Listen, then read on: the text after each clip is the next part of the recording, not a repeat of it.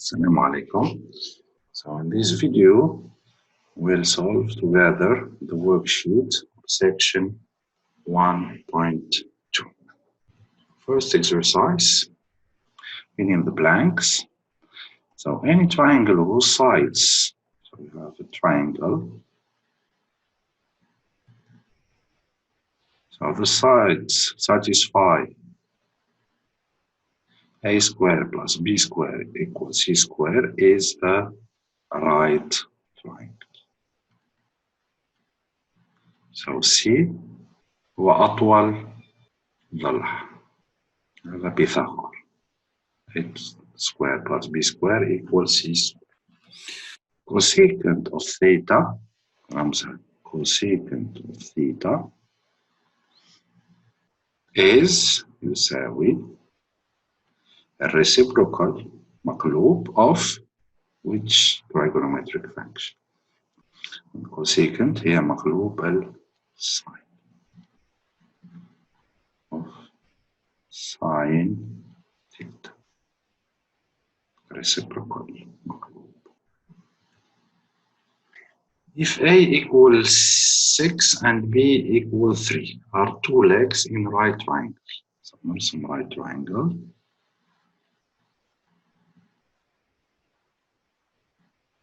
هذا اسمه leg وهذا اسمه leg وهذا اسمه hypotenuse. إذا الليجز عطانا هذا 3 وهذا 6 والمطلوب الهايبوتنس. يقول بيثاغور إذا هذا سي يقول إنه سي تربيع هو 3 سكوير بلس 6 سكوير يعني 9 بلس 36 يعني 45. بما إنه طول إذا هو موجب square root of 45. إذا وين الجواب صحيح؟ 45 لا هو هذا 9 لا. لازم نشتغل على 45 هي 9 في 5 جذر 9 تطلع برا تصير 3 جذر 5. So this is the correct answer. هنا أيضا عندنا right triangle right قائم. هنا أعطانا الهايبوتنس أعطانا one leg ومطلوب the second leg. يعني بيثاغورس يقول x تربيع زائد 4 تربيع يساوي hypotenuse 5 square and x square plus 16 equal 25 and x square equal 9. يعني x equal المفروض إما plus or minus 3 لكن بما أنه it's length is always positive إذا x يساوي 3. إذا for this right triangle we want secant of the angle alpha. This is the angle alpha. القانون يقول secant alpha اللي هو مقلوب الكوساين يعني هو الهايبوتنس على الادجسنت. وين الادجسنت؟ الادجسنت هو المجاور هذا الادجسنت وهذا المقابل هذا الاوبوزيت. وين الهايبوتنس؟ الهايبوتنس هو شو المعطى هنا؟ الادجسنت نعرفوه 2 لكن الهايبوتنس it's not given. شو نسوي؟ لازم قبل نسوي بيثاغور ونحسب الهايبوتنس. شو يقول بيثاغور؟ إذا نسميها هذه سي تربيع هو adjacent 2 تربيع زائد 1 تربيع يعني 5 والسي بما أنه طول موجب من جذر 5. إذا كم سك ألفا؟ هو جذر 5 على 2. هذا الجواب الصحيح. لكن منين نجيب الأوبوزيت؟ نجيب الأوبوزيت بيثاغور. يقول بيثاغور؟ يقول الهايبوتنس سكوير يساوي الادجسنت سكوير زائد الأوبوزيت سكوير. إذا بي تربيع هي 169 ناقص 144 يعني 25، يعني البي يساوي 5. إذا نرجع للقانون، لأن تان ثيتا هنا 5، هذا ب5 الأوبوزيت على 12 الأدجسنت. We have another triangle, so the right angle is C. The hypotenuse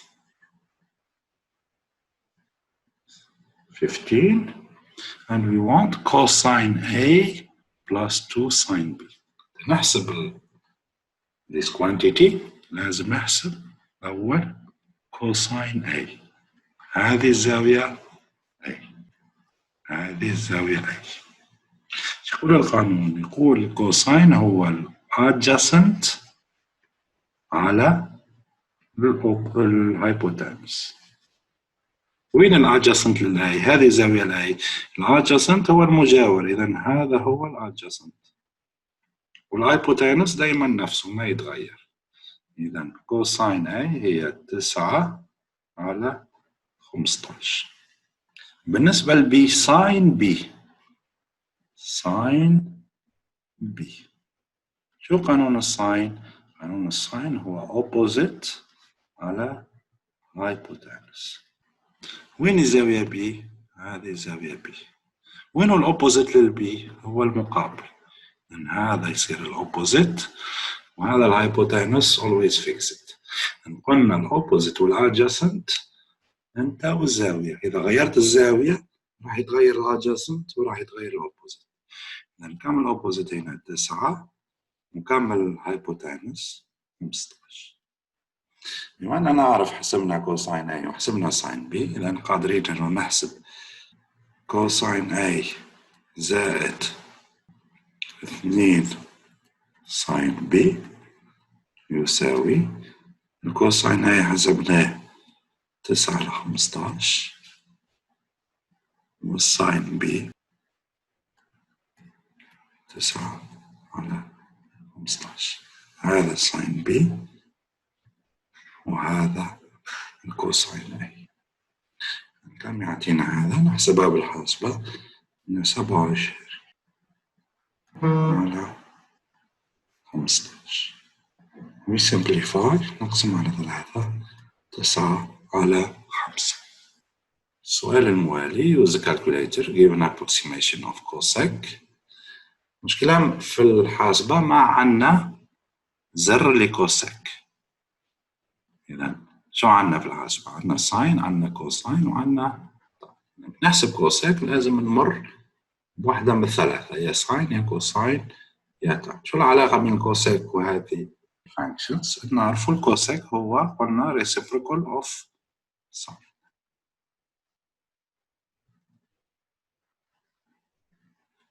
اوكي، إذا نحسب ساين ونحسب المقلوب.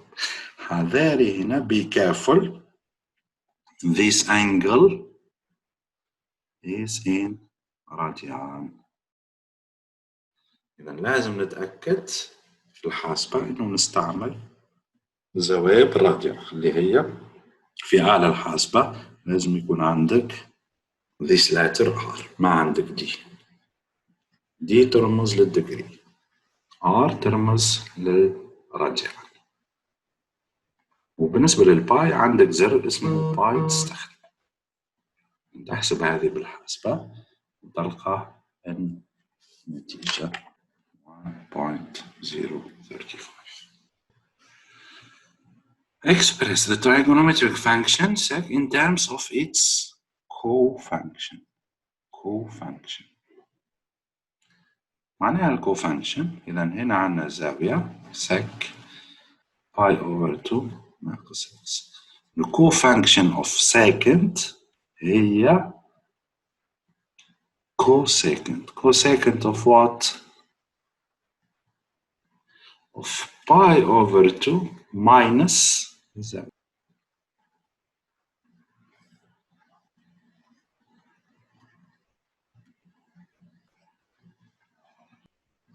نشيل الأقواس ونحل.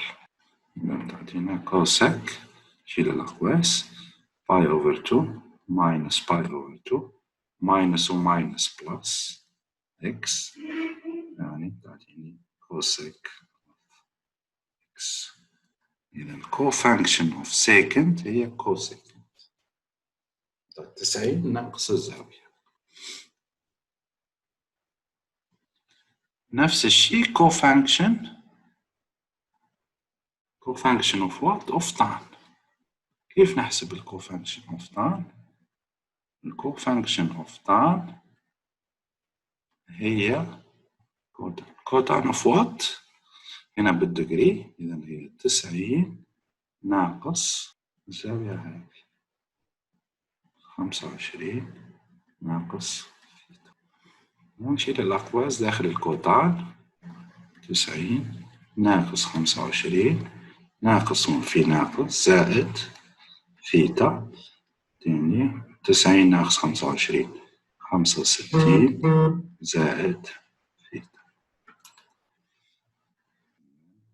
This is the correct answer. Cofunction مرة أخرى، cofunction مرة هذه نتاع sine، لأن sine 30 زائد ثيتا، الكوفانكشن اوف ساين هي كوساين. نفس الشيء 90 ناقص الزاوية هذه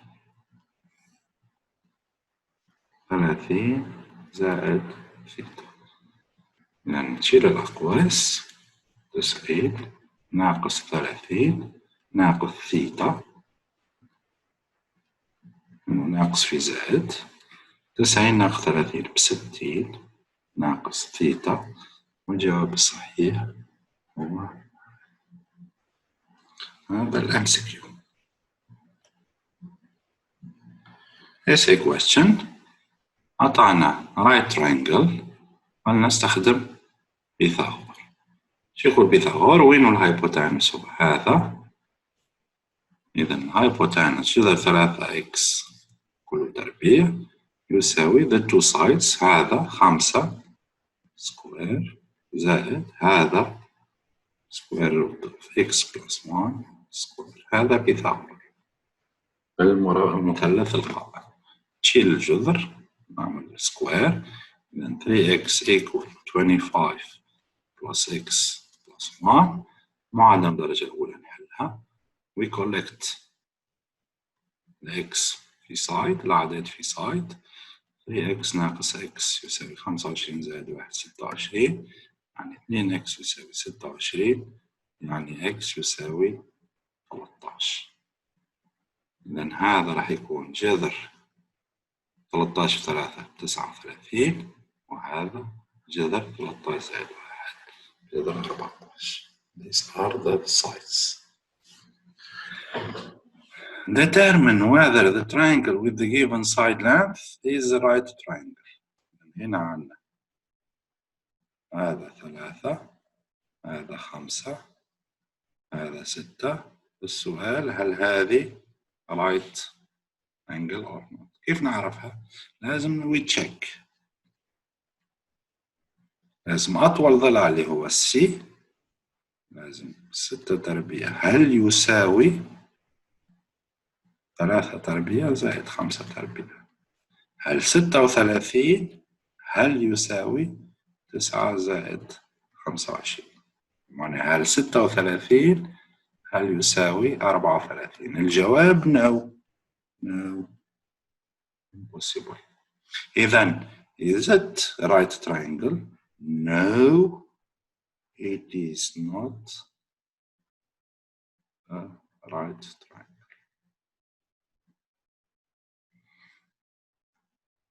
تكون right triangle لازم الأكبر تربيع يساوي مجموع تربيع في العين الثانية. إذن exercise 2. Find the length of all sides of triangle ABC. وين التريانجل هذا؟ أعطانا الزاوية ACB، يعني الرأس هو C. الرأس the vertex يكون في المنتصف. كم؟ 90. إذن هذا right triangle. رايت أنجل. إذا رايت ترينجل وين الزاوية القائمة؟ في السي. إذن هذه السي زاوية قائمة، هذه الأي وهذه البي. شو المعطيات أيضا؟ أعطانا بي سي يساوي 12، لأن هذا ضلع 12. أعطانا كوساين ثيتا 1/3. وين الثيتا؟ الثيتا هي الزاوية بي، هذه الزاوية ثيتا. شو المعطيات؟ كوساين ثيتا يساوي 1/3. السؤال length of all sides، نبحث على هذا ونبحث على هذا. لكن الكوساين، شو قانون الكوساين؟ قانون الكوساين، إذا نسمي هذا مثلا بي وهذا أي. قانون الكوساين شو يقول لي؟ قانون الكوساين هو adjacent على hypotenuse. شو الادجاسنت هنا؟ الادجاسنت هو المجاور. إذا هذا هو الهايبوتانوس، هذا بالنسبة للزاوية تيتا هذا هو الادجاسنت، وهذا هو الأوبوزيت. إذا الادجاسنت نعرفوه 12، الهايبوتانوس ما نعرفوه، ونعرف الكوساين 1/3. كيف نحسب الهايبوتانوس؟ نسوي مقص. الهايبوتانوس هو 12 في 3/1، يعني 36. هذا الهايبوتانوس باستخدام الكوساين adjacent على هايبوتانوس. باش نحسب الأوبوزيت هذا نطبق بيثاغور. نسمي هذا إكس. يقول بيثاغور هايبوتانوس 36 تربيع يساوي 12 تربيع زائد إكس تربيع. إذن إكس تربيع هو 36 تربيع ناقص 12 تربيع. نحسبها بالحاسبة، تعطيني جذر 1152، يعني 24 جذر 2. هذا تطلع 24 جذر 2. هنا المعطى هو الكوساين. نبحث على السايتس. Consider the following figure and find the value of x. نبحث على الطول. The length of this side. شو المعطيات؟ طبعا في المثلث هذا طبعا الزاوية 45 والزاوية 90. زوج زوايا مستحيل نطلع طول. على الأقل لازم 3 معلومات فيه، يا إما زاويتين وضلع، يا إما ضلعين وزاوية. لكن عندنا المثلث هذا، شو فيه المثلث هذا؟ فيه ضلع سايد، فيه زاوية 30، وفيه زاوية 90. إذا بالنسبة للمثلث هذا عندنا الزاوية وعندنا الضلع هذا اللي هو الهايبوتانوس. أول خطوة إنه في المثلث هذا نحسب الضلع هذا اللي هو المشترك بين المثلثين الاثنين. إذا حسبنا الضلع المشترك في المثلثين الاثنين يصير في المثلث اللي نبحث فيه على إكس يصير عندنا 2 angles and 1 side، وفي الحالة هذه ممكن نحسب بقية الأطوال. إذا هنا قلنا هذا بالنسبة ل30 هو الهايبوتانوس، والضلع هذا بالنسبة ل30 هو الادجاسنت. الادجاسنت والهايبوتانوس يعطينا كوساين. إذا هنا راح نستخدم قانون الكوساين. كوساين 30 هو adjacent على هايبوتانوس. إذا نسمي هذا واي. حتى أحسب الإكس لازم أحسب الواي. إذا كوساين 30 هو جذر 3/2. adjacent قلنا واي والهايبوتانوس 4. كيف نحسب الواي؟ نسوي مقص. إذا الواي 4 جذر 3/2 يساوي 2 جذر 3. إذا الطول هذا ب2 جذر 3. شو صار عنا؟ إذن هنا ننسى المثلث الأول ونصير نركز على المثلث الثاني.